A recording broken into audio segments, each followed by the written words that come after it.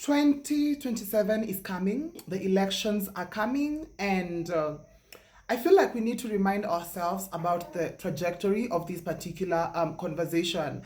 We are speaking about a revolution, we are speaking about so and so must go, so and so must go in. But at the end of the day, I feel like we need to be very objective and very sober when having these conversations. So as I'm speaking, right now, I am actually in the 1 hour 8 minutes mark, an interview with NTV where they hosted Babu Owino, and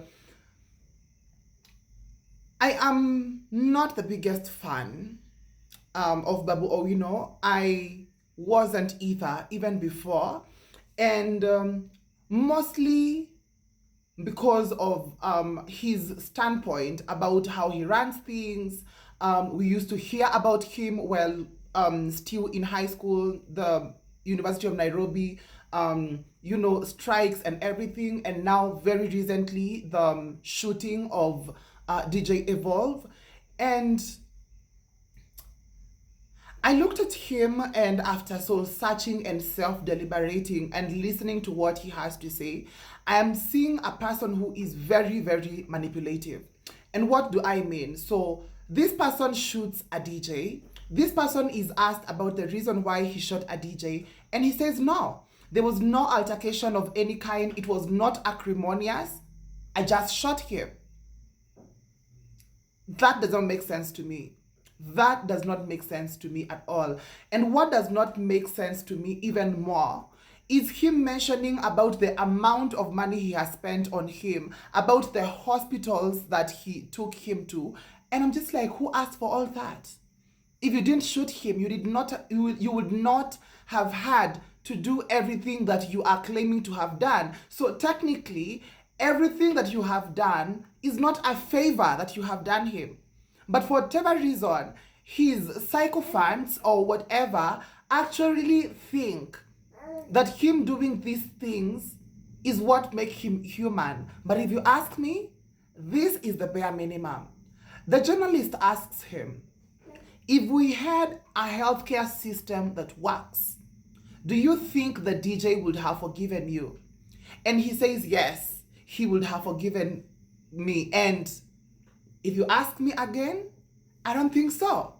Because even the kind of leaders people chose in 2022 and even in the previous years, if you ask people about it, more often than not, it's, oh, this person did this to me, this person paid my child's school fees, this person gave me 500 shillings and I was hungry. It is literally the bare minimum things we should be getting from a system that works.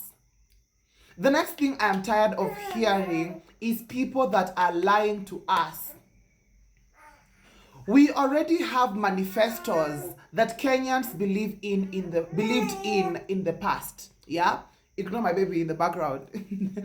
We have the manifestos that people believed in the past. How about we have people that take these particular manifestos and actually assure the mwananchis that these are things that can be done, instead of coming with new whole ideas, and at the end of the day we can tell, even in our delusional minds, that these things are not going to pass. These are not things that are realistic.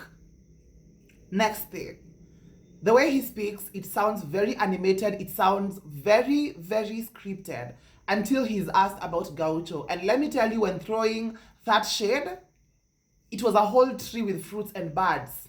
It was not just an ordinary shade. He was very passionate about it. But when asked about what he's going to do for Nairobians, I didn't really hear anything tangible. Mimification of leaders. So the Gen Z movement happened, and we saw what the movement was about, really. Some people were there because they want to be seen on BBC. Some people were there because they wanted to gain some proximity to politicians. Some people were there just for the vibes. And TikTokers also went there, tap tap, send roses and money guns. And some people actually went there because genuinely they needed a revolution. And Observing from this side right now, I'm honestly not convinced that it was the biggest percentage that wanted a revolution, that it's the biggest Kenyan percentage that actually want a revolution right now. What I am seeing right now is people that don't want President William Ruto in power, but at the end of the day, who are they willing to replace him with? People that are literally like-minded, people that look like him, people that are actually a representation of his values. Because let's be honest, if we are saying that Babu Owino is exonerated because he is a person that came and spoke on public television and actually admitted to the crime that he had done, and that he was actually it was actually assault to Paul moment, how about we also forget the people that died at Kiambaa? How about we forget about all the politicians that have done very gross and like things that are described as grisly? How about we also exonerate them of the crimes? I don't think this is the country that we actually want to have. Because if we are to be honest with ourselves, a man like Babu Owino is actually walking free. Because we have a judicial system that does not work. A judicial system that can be gaslit, and someone comes on a national television platform and tells us that the reason why he's not behind bars is because he used other avenues of justice, which involves restoring a person who has probably been maimed. And we are only hoping that he's going to recover and that he's going to restore him. When people were asking that the only way we are going to forgive the president is if the people that were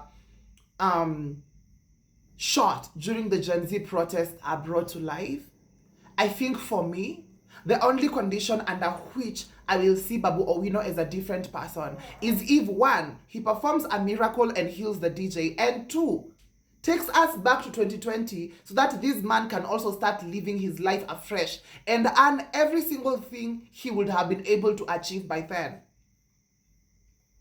Which is, of course, impossible. So, we have definitely seen there is some form of division. Because the moment I saw people sanitize this particular person, the moment I saw people using political mimification of political figures, you guys know that when Ruto was going into power, the song that was trending then was Sipangwingwi.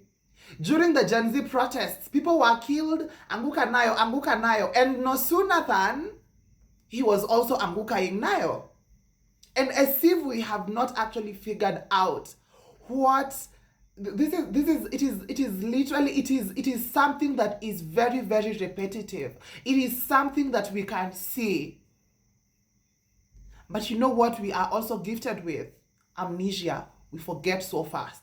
We forget so fast.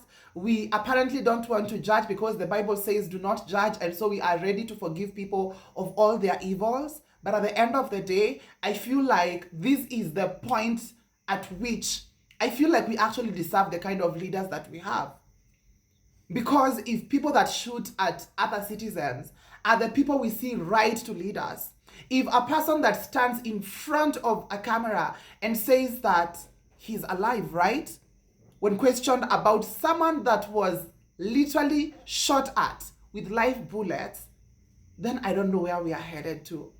2027 is coming, and I want to say that as much as we want to be hopeful, as much as we want to must go people out of their seats, the people we bring in are the people that actually really, really matter.